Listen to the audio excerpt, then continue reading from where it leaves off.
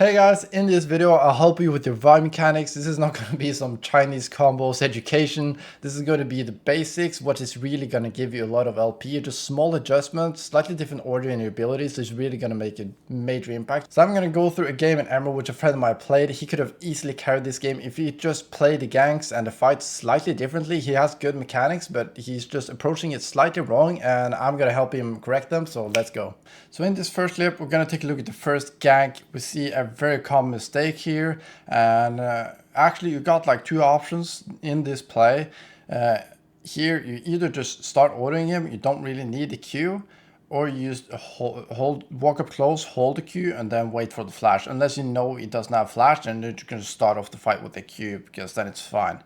But as we see here, we're gonna end up wasting a flash because we start walking up and hitting, and then we Q for no reason here, and then we force the flash to catch up with the kill. And this is very unnecessary. If we just keep ordering him and then wait for him to flash and then we can follow up with Q, it's much better. This is just a small mistake, but it can actually matter in some cases. So as you can see, it's going to Q through the whole camp here and land very far away from it. So it's going to take more time, but also you're not going to be able to control where you want the scuttle crab to go. As you can see in game here, I can show you if you just Q and land exactly on top of it, you can actually pull it a bit if you want to pull it this way. But also, in his case, he was like forced to go behind it and then onto it. But if you want to continue it, you can also land on top and just move it behind, and then you can keep hitting it. So this is going to help you take scuttle crab faster, but also help you guide the scuttle crab where you want to go, either away from an enemy jungler or towards the gank you potentially want to make. So in the gank we're about to see, I think I'm going to be able to point out a few things that you might not be aware of, which is really going to help you with your ganks. This is super important, and let's analyze it. So first we're going to see him charge his Q way too late. I think it's fine to approach this gank with the Q, because here it's such a good gank. They're so far up, you all three are collapsing on them. You might be able to get away with this gank without using your ultimate, and if you can do that, that's great, because then you can go for another gank very quickly. Your ult is super important for ganks. And also we're gonna see Vel'Koz land the CC. If he actually charged his Q earlier, he would have been able to follow up on that CC and hit both of them. That would have been the best, and probably they just instantly die, both of them, right there and then. But also, if you charge Q and just walk up close to them, if Vel'Koz weren't to hit that CC, that's still fine.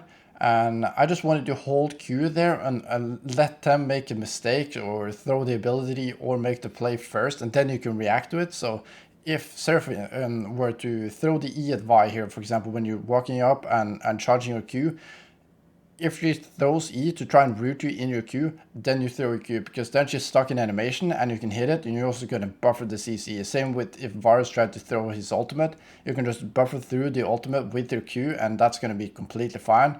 If they try to run, you can just follow up with ultimate later. But also the good thing about it, if they don't have it, or if they not be able to hit it or throw it at someone else, you can just walk up and hold your Q, and many times if they do have flash, they're gonna use it and panic.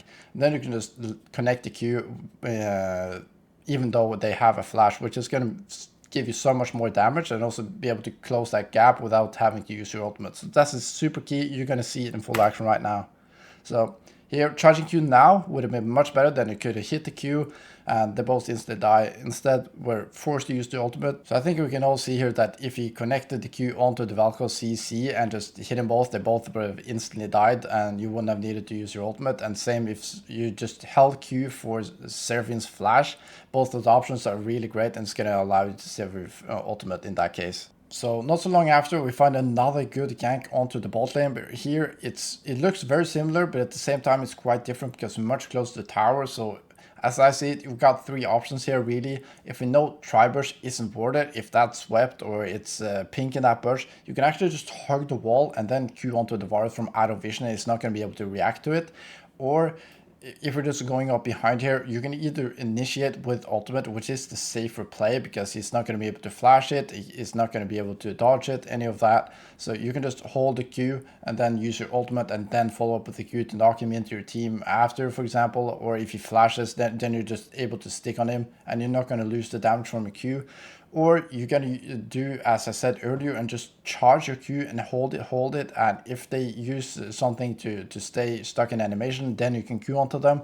Or you just wait for the flash and then you follow up with the full combo. So here we're gonna see him using his Q, but he's not waiting for the flash, but he's also not initiating with ultimate, and you're gonna see how it goes. So it's not gonna work out great because he's going to be able to flash that easily because it doesn't come from out of vision. Then we follow up with the ultimate on the tower, and it's very awkward, and we end up dying, and this is a really bad death. We give away a shutdown.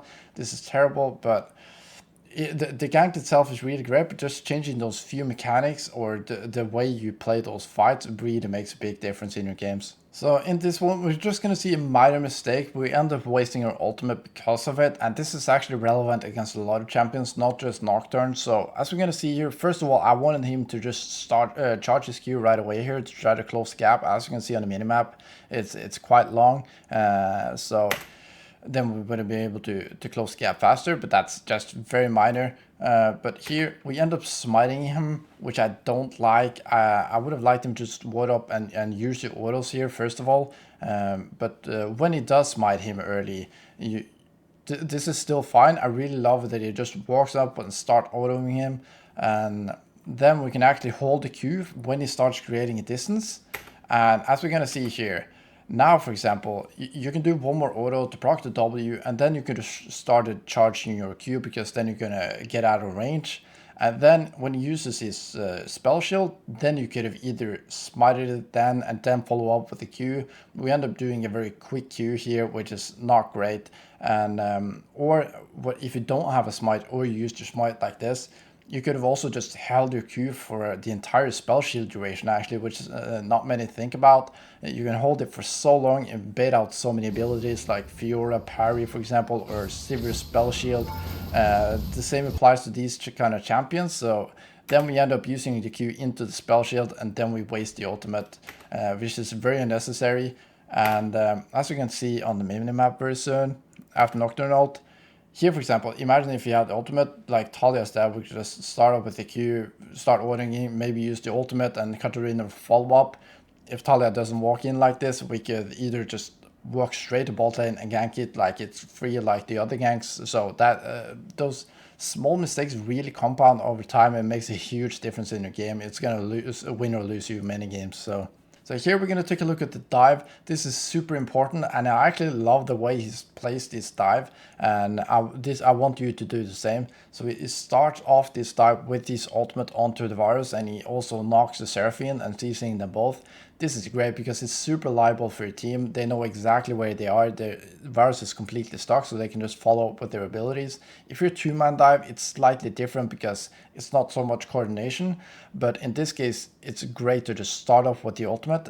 What I've loved to see here is that he just actually holds this Q, and then he would have been able to escape as well. So you just start off with the ultimate, which is awesome, and then they can just easily follow up with their spells, but we end up using the Q there, which is completely necessary, and we actually could have used that Q now to just get out of tower range, and we would have been able to survive that dive, and that would have been even better. But this is still the way to play it with the ultimate start. So here we're gonna see him get his ultimate back, and I actually tell him to just start off the fight here with your ultimate, because you're not going to be able to like walk up to their face and just Q them out of nowhere and like consistently connect it. So that's going to be just starting off with ultimate when the enemy team doesn't respect it is going to be a very good play sometimes, because they don't respect you here. You can actually just walk up closer and then press your ultimate on the virus, and you're able to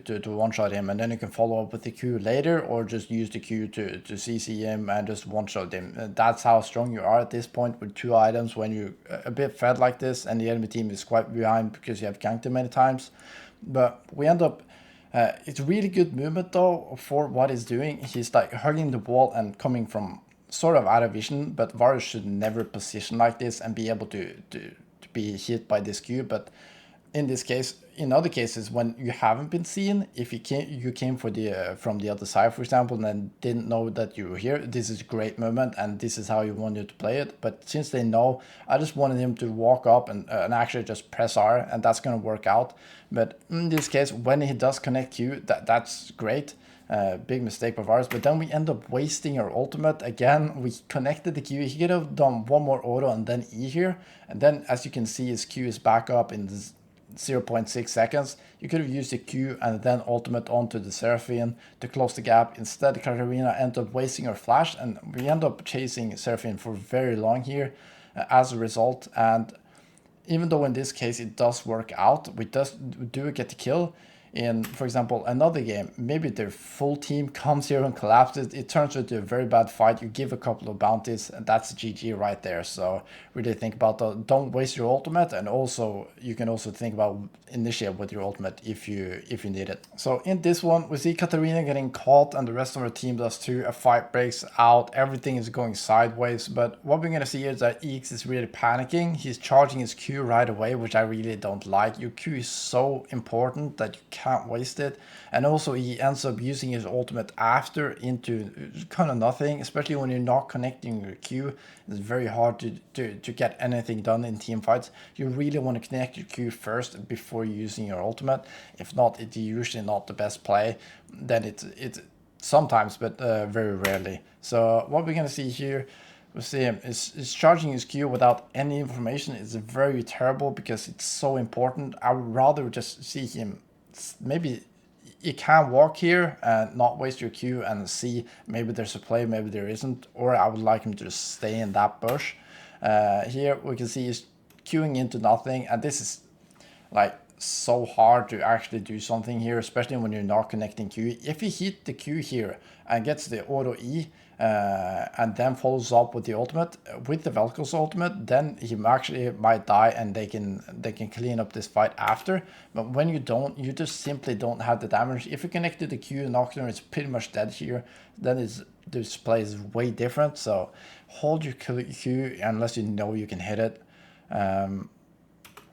So then we just have to flash out. The play went really terrible. So what I would have liked to see here is to kind of assess the situation first, see is it good, is it bad.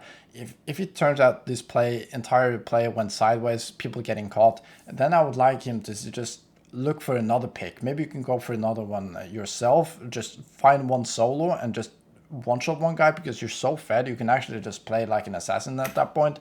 Camp a push, maybe some face deck, Seraphine, Varus, you don't know. Like Varus is completely solo here. If you just stayed in that bush close to Drake, for example, he could have collapsed on him when he's coming from red buff and just killed him off solo. And then maybe you can actually play that fight after with Vel'Koz and Darius if you didn't initiate this fight to begin with. You have more options. Don't panic, guys, even though the plays are going sideways. Look for the second best play. So this one is actually really painful. I'm sorry, Iggs, but we gotta point it out because this is really important, and I think many make this same mistake. So what we're gonna see here is that, first of all, he could have just stayed in the Raptor pit there and just charged his Q and hit the Tali from over the wall out of vision.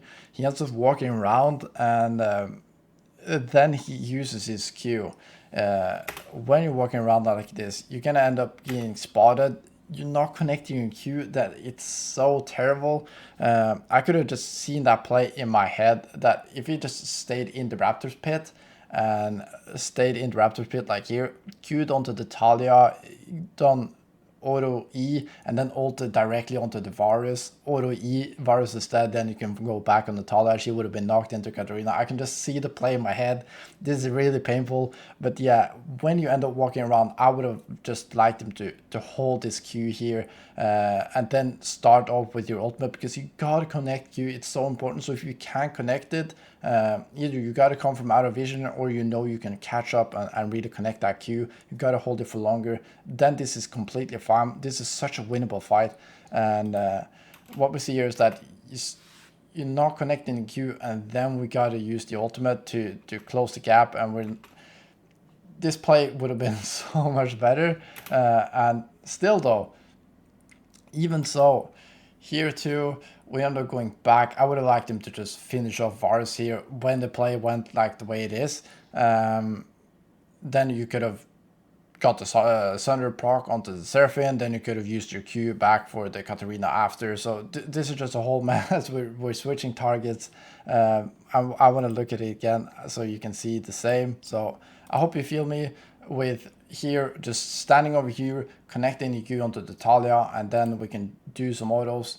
Then we can ult back onto the Varus, and Katarina can follow up. This play goes much earlier. Then we use your Q. If you just hold your Q2 and just walk and then presses R onto the Talia or the Varus, and then you have your Q for later, that's such a big deal. And that way too, this play actually would have been a one fight, even though we didn't do the Q as I initially wanted him to. It still would have been fine. Especially if you just keep ordering Varus here, you can use your Q into him, you get it back, this kind of thing. It really makes a big difference. And if you can see my face expression at this time, yeah, it wasn't pretty. Oh god. So this one, he's actually playing great, but we end up wasting our ultimate. Once again, it's very easy to underestimate how low Vi's Q cooldown is late game, especially when you're buying CDR like this with Eclipse on the Sky. Lucidity Boots maybe it's a very common build, and you're gonna see him here. That would have actually saved the play or made it a lot better. This is great though. Coming from the bush with the Q, going on to the Varus, the primary target. This is really good, like Vi mechanics. And then we end up here. As you can see, we get CC for a few seconds here, which is fine.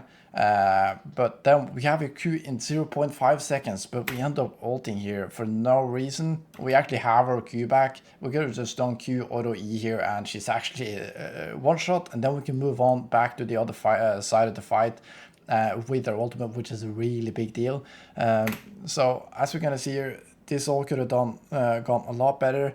Then we use your Q again early, so we're wasting our Q and our ultimate, and he's playing on 180 ping. Okay, so but this is actually super important. So there's a difference between many that is not aware and not the best on Vi. I see people criticize me that I use flash Q, but the Q flash is actually shorter than the flash Q.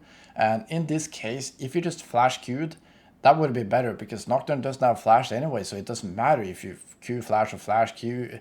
Reaction time, it actually doesn't matter. This is faster and longer. So then he actually would have connected the Q, but I see a scenario here where we don't have to use flash and we don't have to use ultimate as well, and we would have still had it for now. Imagine we have ultimate now instead. We could have saved our flash still, and then yeah, you can also see how much better this play would have gone with it. So it's still like working out really great, but even so here though, we could have our ultimate right now, for example, like then Vel'Koz doesn't die. In a different scenario, this stuff really matters, so this is super important. Don't waste your ultimate.